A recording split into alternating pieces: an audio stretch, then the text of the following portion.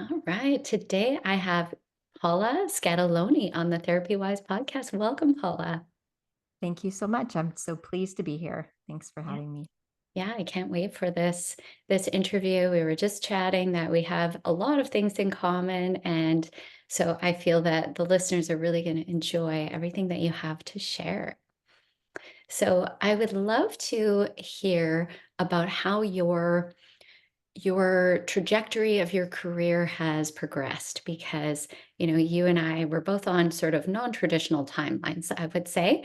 And so I'd love to hear about how you developed as a therapist and then moved into some of the work that you do now. Wonderful, wonderful. Great question. Probably like yourself, I came out of a more traditional therapeutic setting. I am a clinical social worker, though, so slightly different. Yeah. But I came of age in the time period where Gestalt therapy was still being taught. So there were some somatic based therapies back in the 80s, and focusing. So this is very early embodiment practices that I was blending with CBT and other more traditional approaches. But I always knew that there was something about the experiential that drew me. Yeah. And I was also one of the few people in my courses, sad to say, that was in therapy while I was in my program.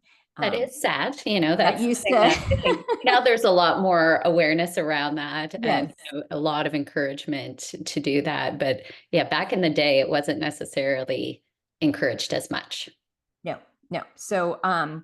But because of that, I would say I've been on a journey of self exploration for quite some time and have always delved into traditional and non traditional methods. And so many of them were body based. And so when I graduated and eventually moved to Hawaii, I began practicing as a psychotherapist there and continuing my training, but I ended up mentoring under Dr. Anita Johnston, who's the author of Eating in the Light of the Moon. And her stance was looking at eating disorders through the lens of metaphor and bringing the body into eating disorder treatment.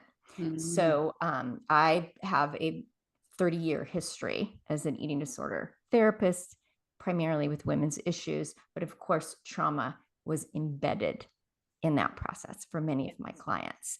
And trauma therapy had not really been, branching out broadly at that time. Amazing how new trauma therapy I is.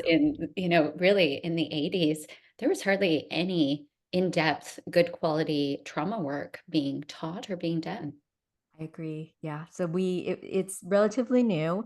EMDR, was just coming of age at that time, which we thought was, ridiculous to have somebody waving their fingers in front of your face. So it has come a long way.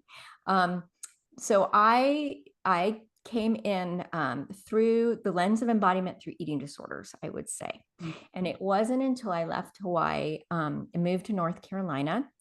I was working at Duke University and I was helping the students using dance and movement at that time and Mm. trained in some conscious movement practices by people who'd studied with Bonnie Bainbridge Cohen and Fritz Perls and some embodiment type, right, of pioneers. And so I was working there, and then someone mentioned somatic experiencing to me. And it was also relatively new, right? And what's somatic therapy? That word was new. And the minute I walked in, I knew I was home. Yeah, it sounds And right up your alley based on yes, where you've been going. Mhm. yeah. So everything made sense. And the nervous system became the hub through which I began to understand everything I'd been seeing with my clients. And I don't know about yourself, but I'm the type of person that I learn something and then I turn around and teach it Mhm. and like to mentor and teach. So I began teaching eating disorder providers about the nervous system right off the bat after Oh, about a wow. year. That must have been really groundbreaking at that time because really that wasn't being done. Yes. Now it's And it's huge. still, yes. But yeah, it was still unusual. But again, there were some curious folks that understood the paradox that the body wasn't actually included in eating disorder treatment much. Strange, And isn't it?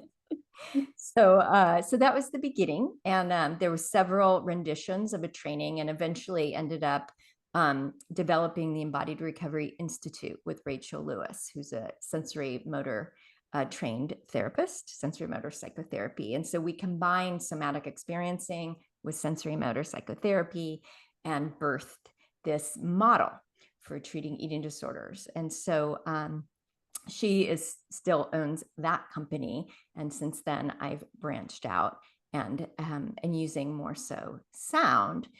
And that story, if I condensed it, has a lot to do with COVID. Mhm. Can I As just pause here and say, Sure. I'm very impressed that, you learn something, you do it, you develop a model, you're not afraid to break out of the mold and do something different and new, unique.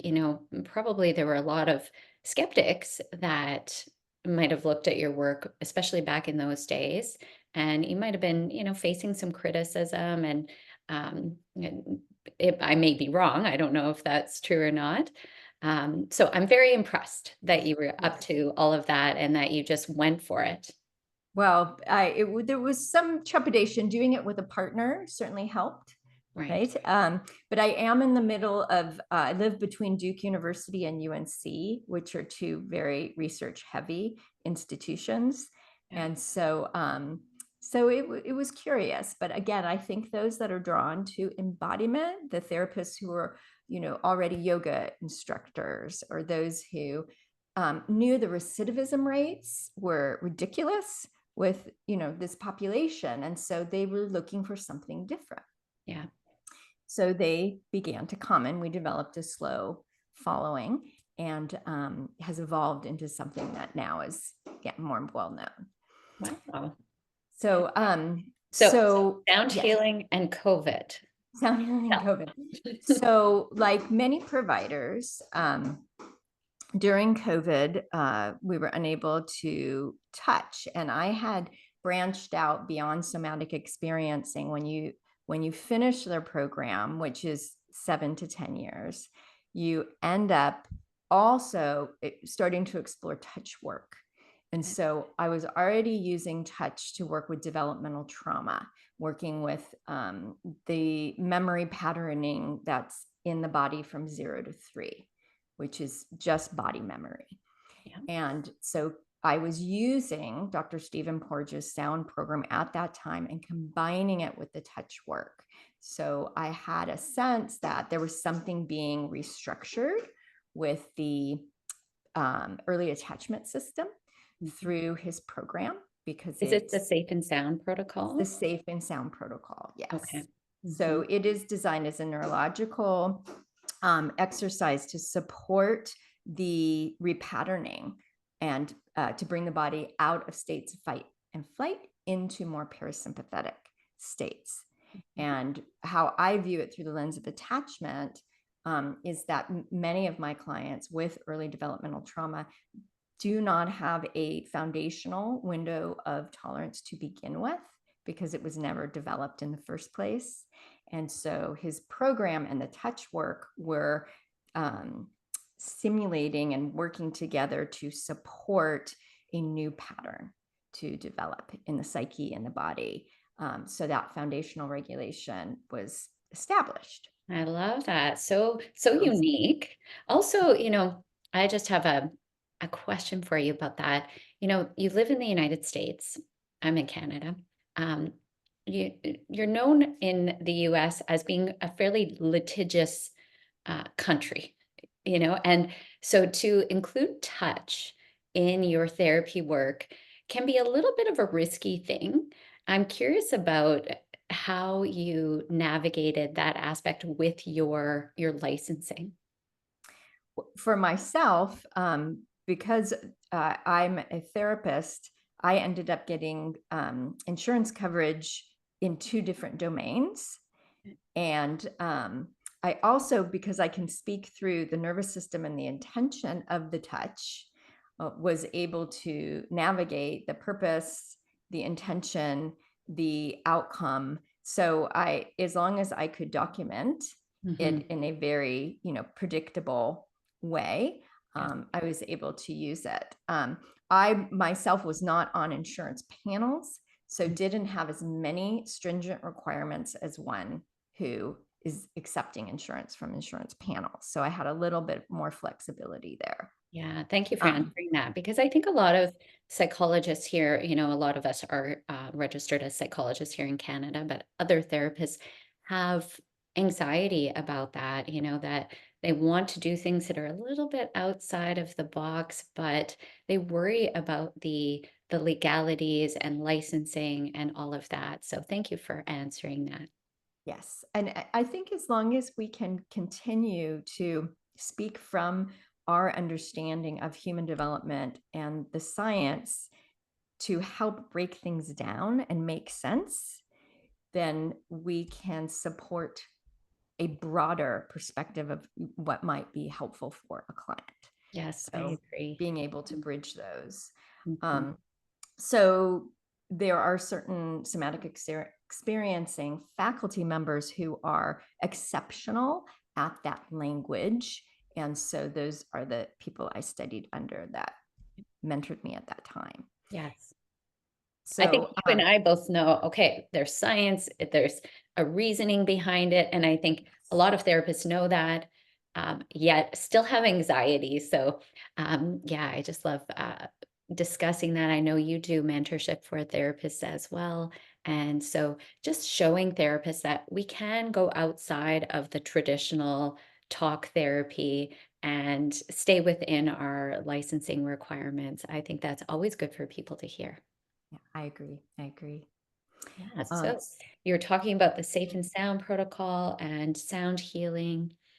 yeah. So if you are familiar with Dr. Porges' modality, it was originally designed as a 5-day protocol, but when trauma therapists got a hold of it, we started to explore it and expand its use, and became it became, I think, a tool that I was able to use in tandem with somatic experiencing in a way that was very similar to how somatic experiencing worked. And so I began to study it from 2019 and 20 when COVID hit. Through about, by the time it was 2022, I was running groups using the Safe and Sound protocol online only. Oh, fascinating. So it evolved. And what I found was sound can simulate touch, which is Mm, very interesting because in talking to Dr. Porges, that was one of his intentions in developing it. wow. And probably, correct me if I'm wrong, but you might not have realized that if COVID hadn't hit and you were probably forced to stop touching people and you had to explore other realms of how can I get my clients into this ventral vagal response that we're wanting to using polyvagal theory. Yes. So there's gifts that came with COVID. Yes. Yes. Definitely. And so through the use of the SSP, I began to explore not only the possibility of bringing people together in groups, which I know you also were called to do and find to be helpful, but I started to see the phenomenon of healing shifting. And I had run groups in Hawaii for many years and been in my own women's circle for 13 years. So Mhm. I knew the power of group, but bringing people together to do the sound healing in group, um, I found to be absolutely profound. And I began to use it more and more and invite more and more therapists and now non therapists to come into what I'm calling healing circles, or Thomas Hubble calls them relational ecosystems, to do our healing together. Oh, that's beautiful. So everyone is working on their own healing experience, but you're doing it in this online group setting. And so would they be listening to the safe and sound music at the same time as being in the group? Yes. So Okay. they have two technologies at the same time. They have their own headset privately in their own home, and then they have the computer and the connection with the group. Mm. And the group aspect for me speaks to the other work that we do outside of just being, not just being therapists, outside of our traditional role of therapists, which is expanding beyond, right, the traditional, to open up to what I call earth-based wisdom, right? That also, for me, expanded exponentially during COVID. Mhm. Right? This ancient wisdom that is embedded in indigenous cultures that tells us that we are connected to the earth and that the earth itself creates the conditions to support us in being in a parasympathetic state and allows us to rest and yield so that the organicity of the body can come into more alignment. So I began to teach that in my groups, in addition to supporting therapists as they began to yield and come into more connection with the earth. Their intuitive abilities begin to open up. Mm. So then there is some mentoring around that. Their dreams start to become more vivid and more meaningful, and they begin to increase their different senses, right? Different ways of knowing that are beyond the five senses. And so that shepherded me to consider the mentorship and support those that are wanting to continue the path of sound and understanding how sound can heal, but also continue to unfold themselves Yeah. into the next version. Oh, I love that. And I think, we're the most powerful as healers when we are evolving and really focusing on our own personal growth path. And when we step away from that, I think our work can really suffer. And so I think it's so important to be in, whether it's therapy or mentorship or coaching, in order to explore ourselves and examine those things that are coming up. I'd love to speak on intuition coming out, because that's something that I help my therapist clients with as well. That often they'll tell me stories about, like, "Oh, I was in a session with someone and it just struck me to ask this question, but it made no logical sense. It's a download that they've received, or these insights that they're receiving that they're trying to understand and make sense of and be able to use in sessions, in a way that works for them and works for the client. And so I love that you're helping therapists to be able to explore that as well. Yes, I think there's something about embodied knowledge, right? And trusting that there's a wisdom and they can move from their head into this other space, which I call the heart, um, this heart presence, to have access to different types of wisdom. Yeah. And many are taking, inviting themselves and giving themselves permission into that shift now. Hmm.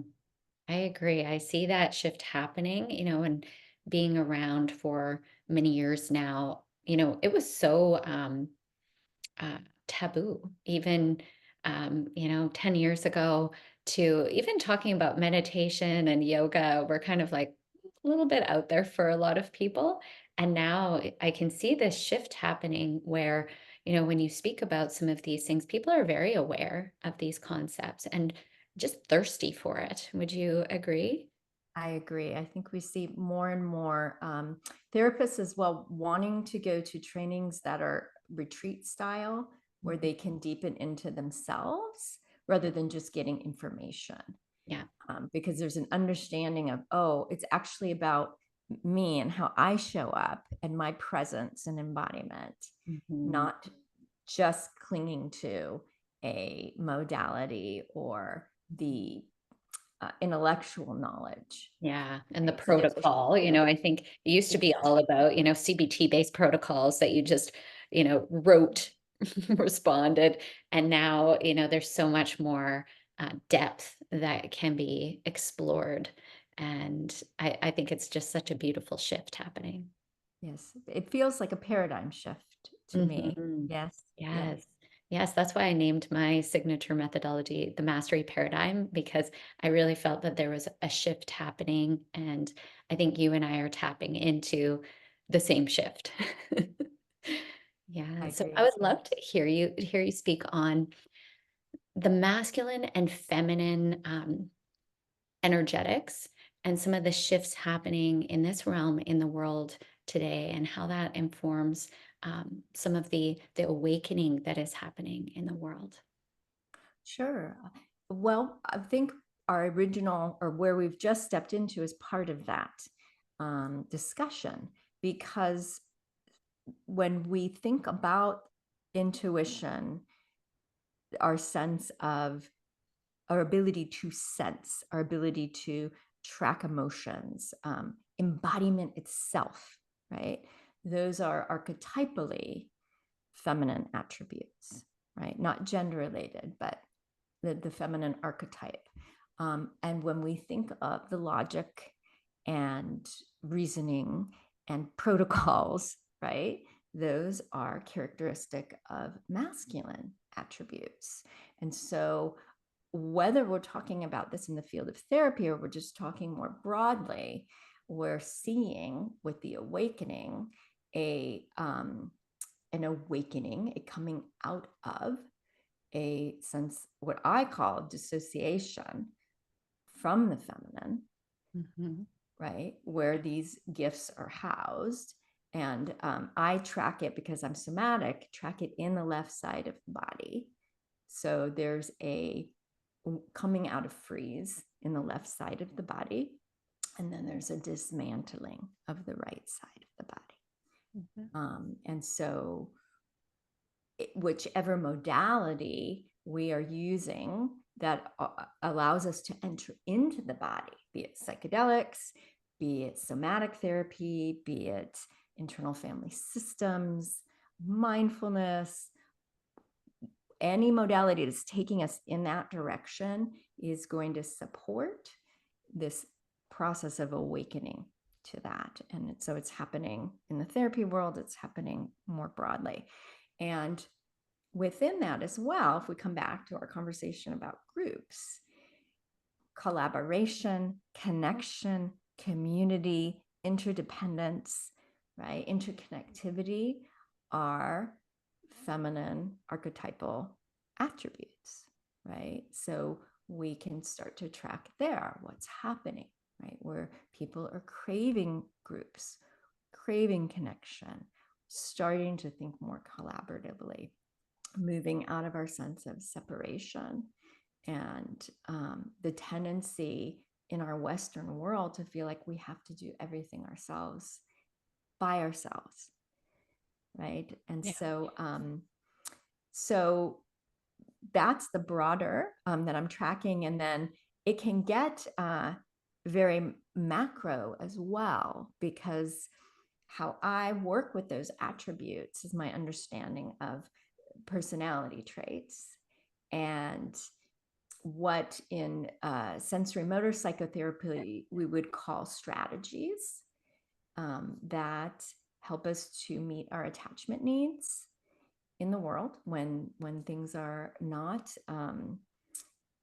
in our early years robust, right? We develop strategies to get our needs met, and those have can be illustrated through what would be called the wounded feminine or the wounded masculine aspect of us.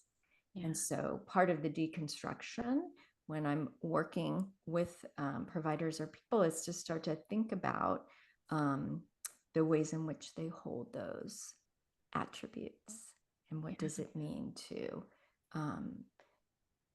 what is the lesson to be learned in each of those more wounded attributes, and how do we master, right, Mhm. those wounded versions and come into a more robust and healed version of the feminine and the masculine within ourselves. I love that. So I would love for you to speak on what would the wounded masculine look like? Can you give us some examples of that? Sure, sure.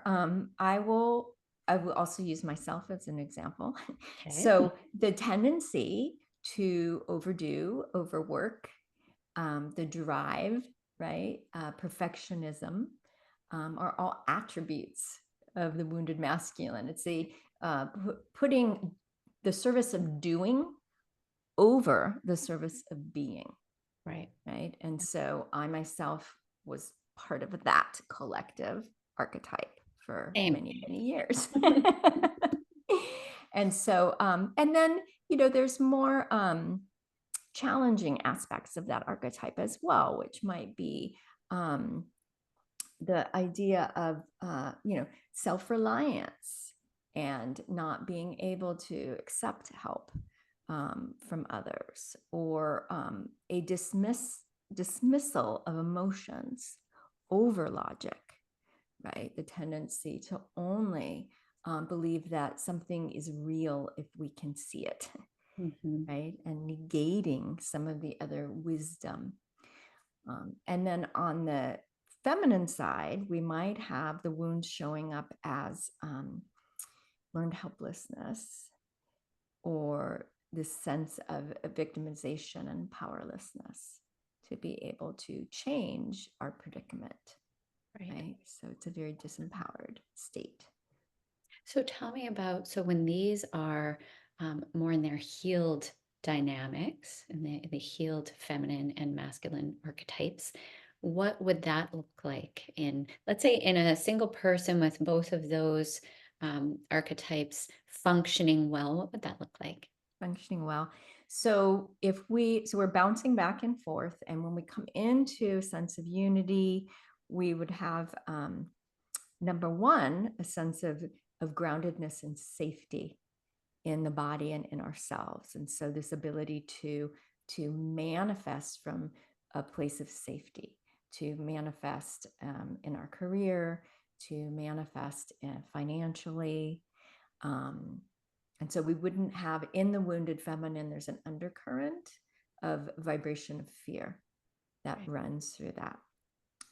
We'd also have this ability to have discernment and be able to speak our truth authentically and in the kindest way possible, and set boundaries where appropriate, but not in a way that is dismissive, but in a way that allows interconnectivity to occur, right? Yeah. So it's an honoring. And we'd also be able to be in touch with our emotions, right? And to value them equally as we would logic. And then the discernment of holding both, right? And making Mhm. decisions while we hold both. But there would be more of a listening to the body, Right. right? And following again, if for me, it's about learning to listen to our heart, because I think that's our truth, or GPS for truth is the Mhm. heart.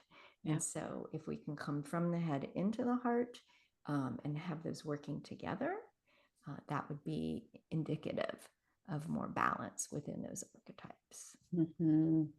I notice a dynamic where if people have been, I think just societally, we've been in the wounded masculine, as a culture. And so when people start to move out of that, there can be a little bit of a pendulum swing, like a bit too far sometimes, Yes. where it's like we actually move into the wounded feminine, where it's like, oh, we're just not doing anything, or we're not using logic at all, or we want to have that balance. So we're functioning in the world, both aspects are so important.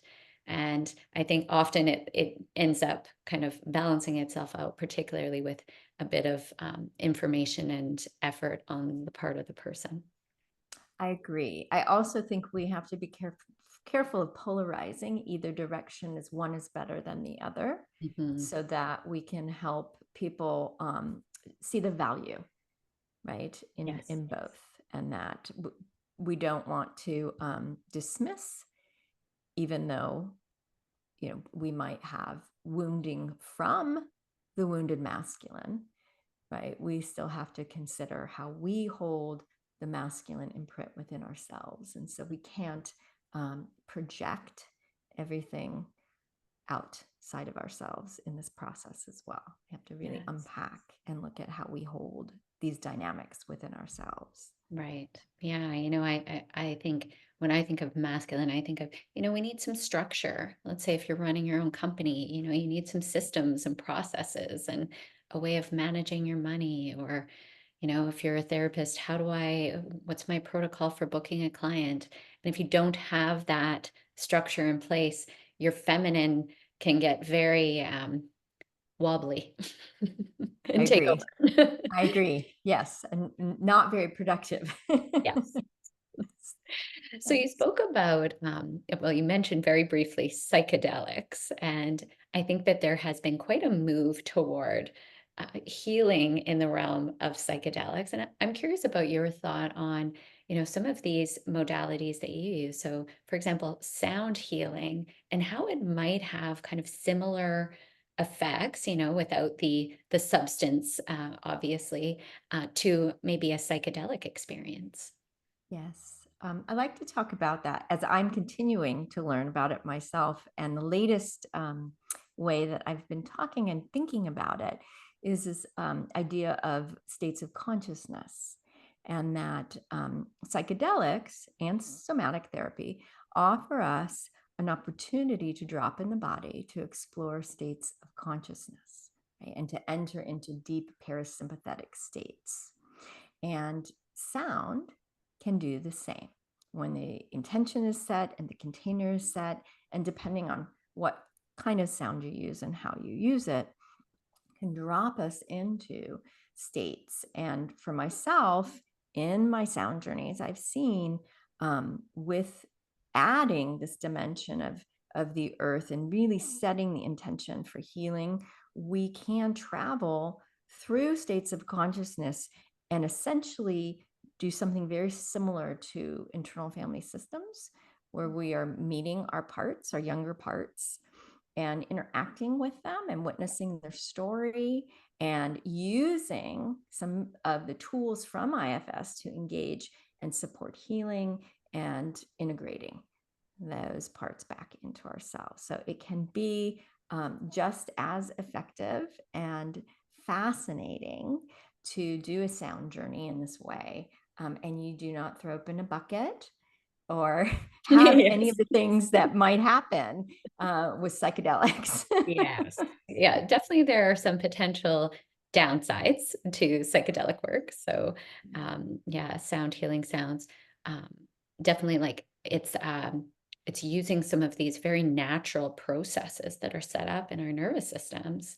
And so, I'm sure there's always risk to, potentially everything, but very low risk sort of work here.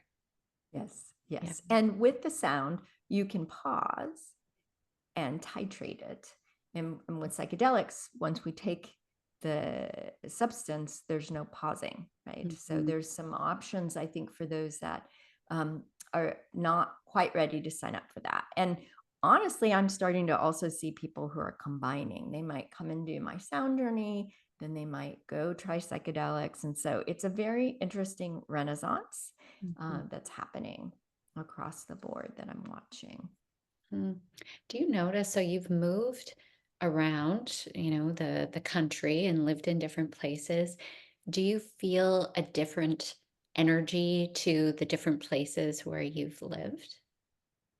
Certainly. And the way I would describe, I'm from Southern California, which originally, which would, I would say, have some intensity to it because of the pace and the lifestyle there, Yeah. where I was raised. And Hawaii was like going from sixth gear into first gear. Yeah, I notice that when I go there. It's like, Yes. I feel like it's just so relaxed in this place, there's no urgency. Yes, exactly. Which means sometimes things do not get done. Right. I'm Call only there someone on to, vacation, so. yes, you call someone to work on your house, and if the waves are good, they may show up and they may not show up. So definitely the rhythm is different. I also consider Hawaii to be very heart-centered. Mhm. And when I came to North Carolina, I realized, wow, I'm not in the heart anymore. I've really bumped up into the mind. Mhm. And you had to have all your credentials behind your name, no matter how good you were. And it really mattered what school you went to. It was a very different energy. Right. Uh, and it's been an interesting adjustment, but I've been here quite a while now. So I have adjusted to the energy here, I would say. Yeah. Yeah. It's just so interesting to me how we can feel those energetics and certain people who have a certain underlying energetic tend to be drawn toward certain places in the world. Like, for example, Costa Rica right now is really booming with, this type of work. And I think there's something to be said about the energetics of that place in the world. I agree. I agree. And the openness for them to embrace and allow all these various types of healing to Mm. come. Yes. So I'd love for you to speak on what are some of the different offers that you have for people, what you do specifically, like how they could work with you. Sure. Well, I think the signature thing that I'm known for right now is the usage of the Safe and Sound program in this particular way. There's Okay. so many people using that program in phenomenal ways, but I'm one of the few that's working with states of consciousness, I would say, and offering the group experience. And providers who want to use it in that way tend to come to me for that mentoring. Okay, so Um, they could actually learn how to use this protocol through your work. yes, eventually, Right. yes, they come and experience it themselves, and then can join my mentorship and hang out with me and start to learn the processes around it. Right. Um, and then I'm branching out. One of the interesting things that has happened during the Safe and Sound protocol is one of my ways of knowing is through music and music lyrics. Mm.